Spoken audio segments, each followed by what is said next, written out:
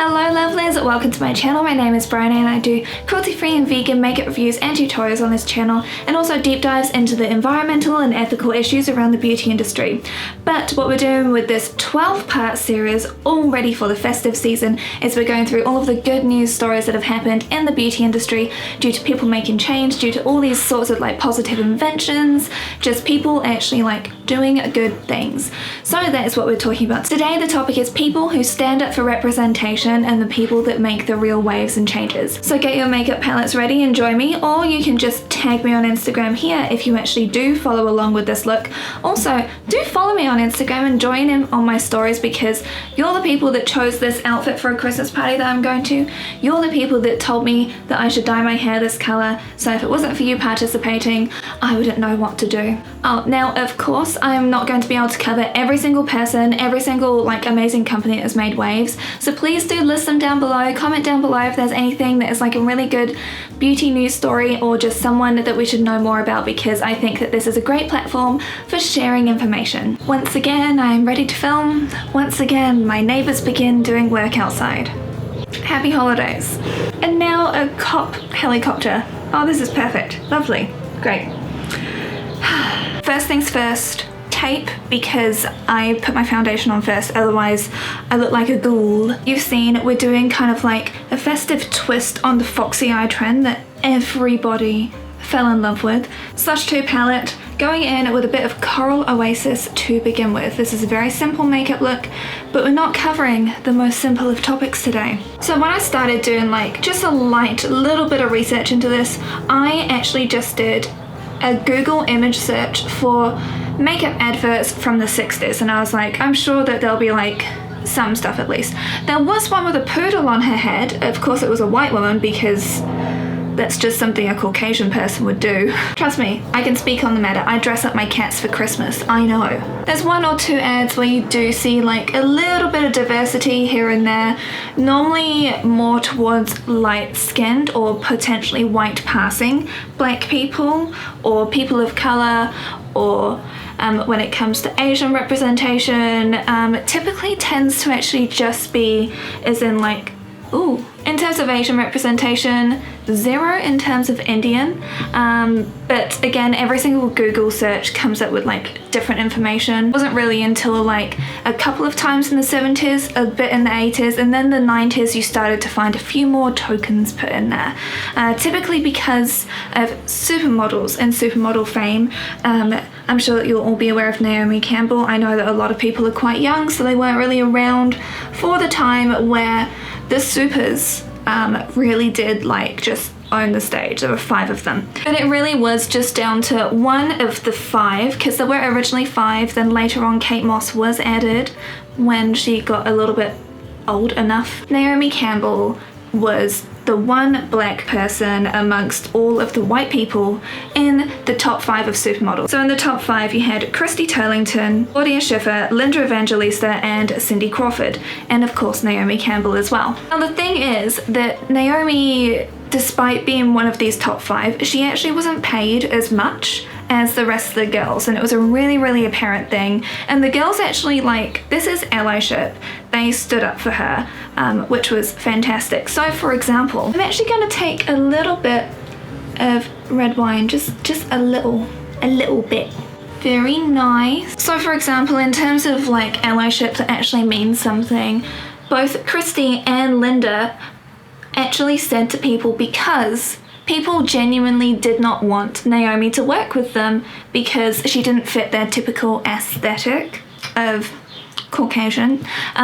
So they actually said, unless you hire her, you are not getting us. And I'm like, honestly, like, bravo, because that is, I know that this was like in the early 90s, but even now, like, that's pretty rare, let's be honest. Taking a bit more Coral Oasis, I want this to come up a little bit higher and more across. Taking the Neutralized palette.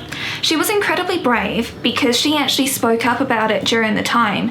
She was very honest with the fact that she was earning less than them. She was honest with the fact that she did struggle to actually, you know, get gigs. For example, like the rest of them actually had cosmetic deals, and it was only in 1999 that she got her first cosmetic deal, and she was a big deal in the late 80s. So you had, you had all of this time where she was just left on the sidelines by brands. So honestly, it could be really considered to be a career limiting move to actually be vocal about the discrimination that you're facing, especially in an industry where there's always like a younger face, another face to replace you. Like, she was very brave with actually doing the things that she did, and if it wasn't for her actually standing up for herself, I don't know how much would have really paved the way for people like Tyra Banks, for a number of other like beautiful, amazing models that we see now. But we all know that until 2020 they were just kind of like occasionally there, whereas now when you go on an Instagram feed, it's like maybe like every 9 photos you'll find a token. Before it was like, and then one, and then one. And when I say token, that's because that's how they view people, sadly, that don't fit a Caucasian or white passing aesthetic, which is really sad. Which is why we're covering this topic today, to just show how far we've come and celebrate the fact that people actually did the work to make change. Ooh, this is like chocolate chip strawberries, isn't it? So she's actually also used her power for good, not just for like, you know, obviously like having to boost her own voice and the recognition for the struggles she's gone through, but she's done that for other people as well, which is the really impressive thing. In 2013, she joined the Diversity Coalition, and in an open letter to the governing bodies of global fashion weeks, they actually named all the high-profile designers who used just one or no models of colour in their fall 2013 shows, calling that a racist act. As models, to do something like that is potentially career limiting, as in like I mentioned before, you are only worth something for a short amount of time, sadly, in this very youth obsessed world. So just so good that she stood up for people. She actually supports a wide number of like other charities as well now. I mean, like Nelson Mandela Children's Charity. She's done a lot of work for Haiti. She's done a lot of work for all sorts of different places, and I think that's really good because she's actually genuinely using her influence for good things, and like we need more people like that, obviously. Now, the burden shouldn't necessarily be on her. I do not believe in that. I think that the burden is really on all of us to see all these things and to actually like stand up and act against them. She was open, she was honest, she spoke her truth, and I love that fact. I think I've got to get the Dreamy palette. This one's just not quite, it's not there enough for me. That's the pigmentation that we need. Thank you. And basically, if you're wondering what I'm doing here, is like I'm just gradually picking up more pigment, packing it down, and I will go in with a black just to frame right along that lash line because we are wearing black lashes. But until then, this is it. Now I just want to mention Live Tinted. So one of my friends from school actually mentioned this to me, because thank you, because you follow me on Instagram, I appreciate it. She actually mentioned Live Tinted and I had never heard of it before. Even though I've been obsessed with YouTube since about 2009, how have I not come across like how to cancel dark circles under your eyes? I had no idea. But in 2015, a trend was made by Topanga Mutiala when her own video actually went viral as she used red lipstick to cancel out her discoloration underneath her eyes. So in 2018, she actually created an online community to like support other people that were struggling with similar things to her. And it just grew and grew and grew from there until 2019 when they actually launched Live Tinted, the company. If you've never seen Live Tinted, it started out with the alternative to obviously using like the red lipsticks. That's really not good for your skin to do that. But what they did instead was they created products that were nourishing for your skin. Everything's vegan as well, which is very impressive. I love that fact. And it's all just about like embracing every single person. Everyone is allowed to use makeup, and it's just the fact that because people with my coloring hadn't actually come up with solutions for people with deeper skin tones, because she's obviously Indian, as you'll see from these pictures, we'd only come up with things for ourselves. And I'm like, you are so selfish, man. You are just cutting out an entire few demographics of people right now, and they've embraced men wearing makeup, and I'm just like, yes, because honestly, like, it's so good. And that just started in 2015 from simple YouTube. It's amazing what the internet can do. It can be used for good things or for bad things, and that's why we're highlighting all the good things. what I'm gonna do for the shimmer is I'm actually just gonna take this color here, which is Vanitas, and I'm just gonna dab this because I'm kind of creating like a subtle shimmer. This is like your sultry date look. I find that fingers with shimmers, they just work. And this is a beautiful palette, by the way. I've mentioned this in my favorites a couple of years ago now, and I still love it. This is not a good black. We need to talk about Rihanna. I think that you know why. Fenty Beauty, when it came out, shook the entire makeup industry to its core with its actual inclusivity. Wow! I still remember filming this video because it hadn't been confirmed whether they were actually approved by Logical Harmony or not. They're still not, sadly. But Rihanna did us good and brought out 40 shades to begin with, and then she extended that range to 50 shades. So then every single person would be able to find their shade, which is incredible. And it's weird to think that that hadn't actually really been done before, at least not to my knowledge. If I'm wrong, please correct me down below. But I couldn't find anyone that had actually done this before with that wider shade range when they launched, because that takes not only a lot of money but a lot of work. And it's a bit sad that we had to wait until 2017. This should have been something at least in the 90s, I mean, come on. And Rihanna's entire focus was on inclusivity, which I think is the thing that really made such a big difference, because she wanted everyone to be able to use it, which is why the price point, whilst it might be, it's more expensive than drugstore, but it's not like to the elite degree of like the LVMH brand, because it's owned by LVMH, which is then owned by, begins with K, I forget what it is, but anyway, it's not Kendo. Could be Kendo. Yeah, I think it is Kendo. But yeah, it's almost like makeup before then, and sadly still now, was segregated. Like you had majority white makeup that was getting all of like the ad revenue and everything like that, and we just like forced it everywhere. And then you had a bit of K beauty, a bit of black beauty, a bit of Indian beauty here, and it was just kind of definitely segregated. And in terms of airtime, people with my complexion got way more than they should have.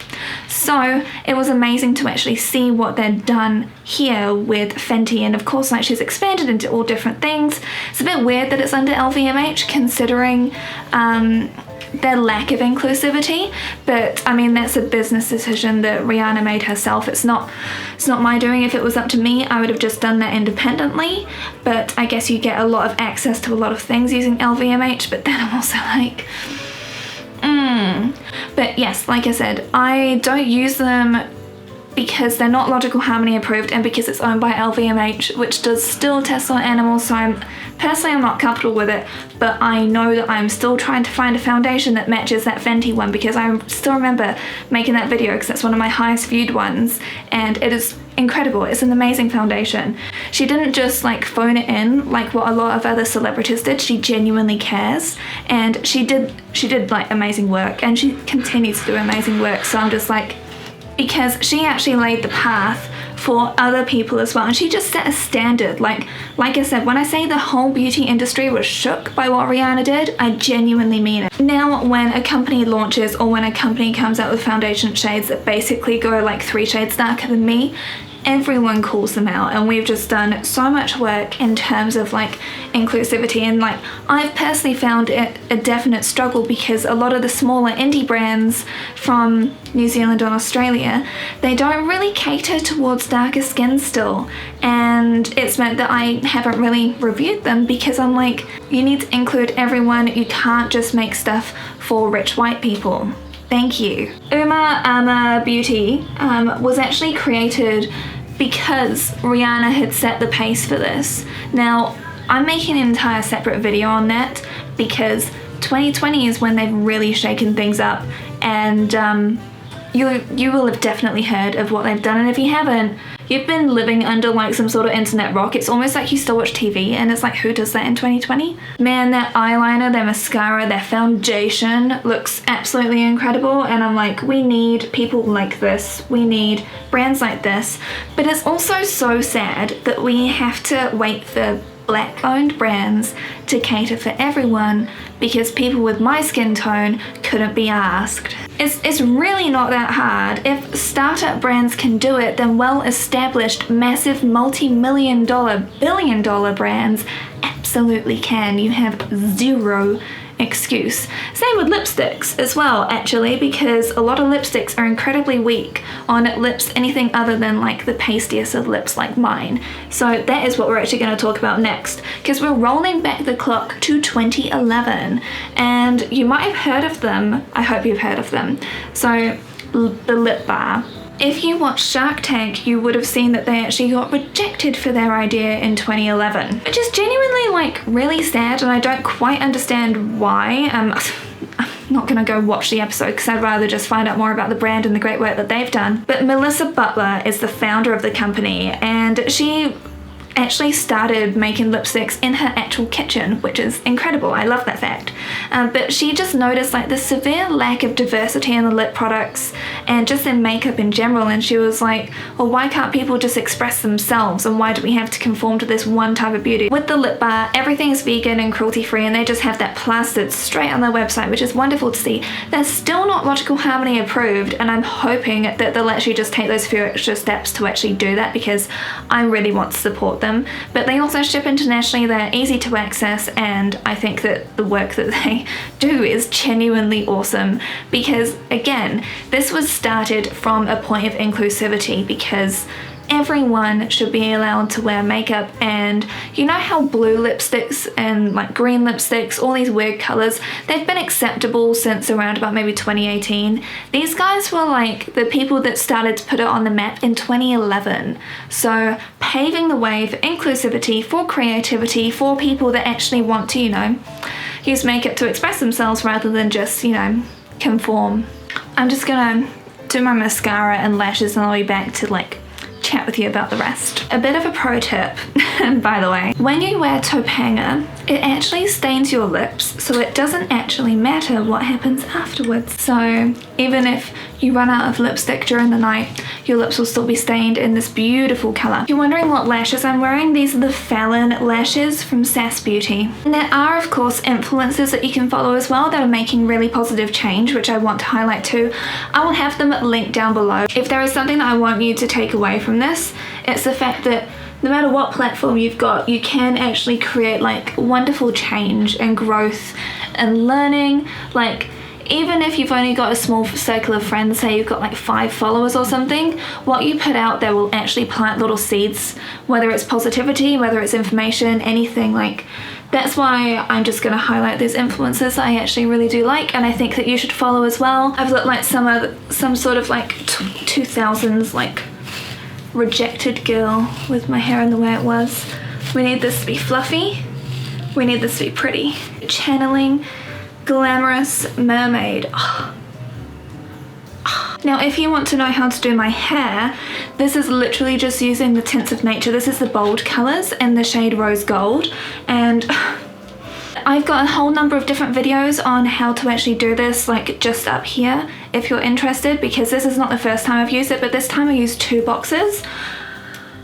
Can we just have like a bit of an orange heart emoji in the chat down below to appreciate this? So telling this story in 2020 has genuinely really uplifted me, because like we know how many things need to change, but in terms of like the power of the internet, like a lot of good can really be done by sharing good words, by sharing good ideas, by uplifting voices, and by listening and paying attention effectively. So that's something that I just want to like highlight here, is the fact that we all can make positive change, and I really hope that this does encourage you with that, because if it wasn't for like this online community, whether it's on YouTube, Reddit, wherever, we wouldn't be where we are today. Now it will take a lot of work to actually dismantle what has been done and then rebuild. There is a lot of reckoning that we all need to do within ourselves, especially around like, this is just in the beauty industry that I've been talking about, but oh, we know it's been more severe elsewhere. And so that's why I'm like, do you know what, even though this is like kind of a light topic and like good stories, like